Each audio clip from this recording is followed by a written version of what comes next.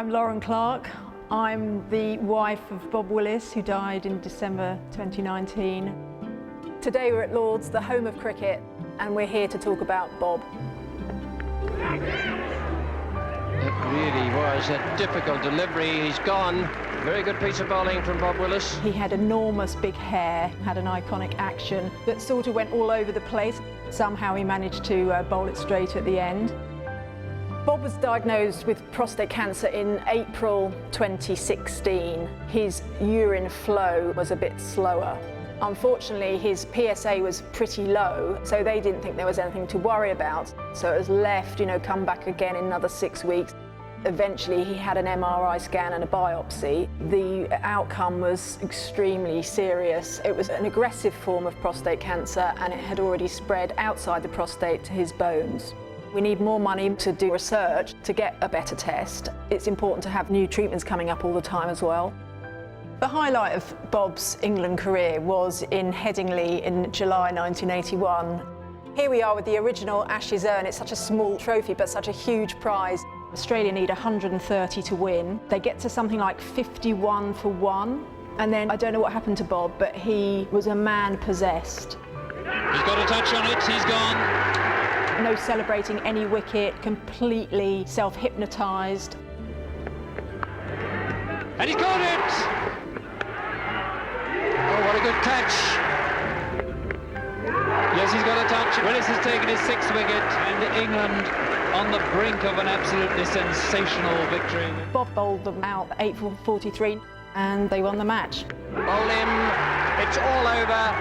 And it is one of the most fantastic victories ever known. Bob Willis, 8 wickets. A fabulous performance. In 1981, the Ashes series was quite rightly called Botham's Ashes. And he teed up Bob to produce that great performance with 149 not out. It was great to see Bob come back and prove all his critics wrong this winter when they wrote him off. But if it hadn't been for Bob's 8 for 43 at the very end, we wouldn't have won the Ashes and the story would have been very different. The decisive over was that last over before lunch, wasn't it? Yeah, well, I told Mike I was a bit too old to be bowling into the wind, so I better bowl the other end. That day was the most important day of Bob's life because he kept his place. He then went on to become England captain for 2 years, and then when he retired he got his job for Sky and became quite a famous broadcaster with lots of opinions. There should be 3 sets of stocks, one for Andy Flower, one for Alistair Cook and one for Jonathan Trott, and a great big barrel of rotten tomatoes to hurl at them.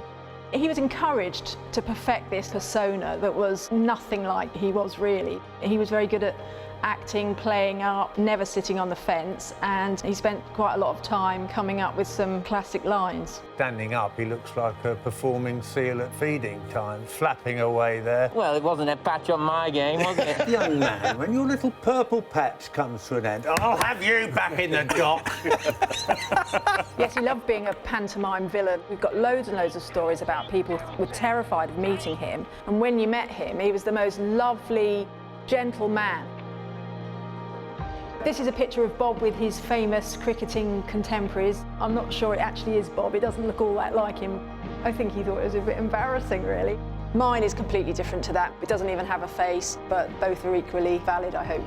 During lockdown, I decided to take up art for the first time in 32 years, and I thought I'd do a picture of Bob's iconic action.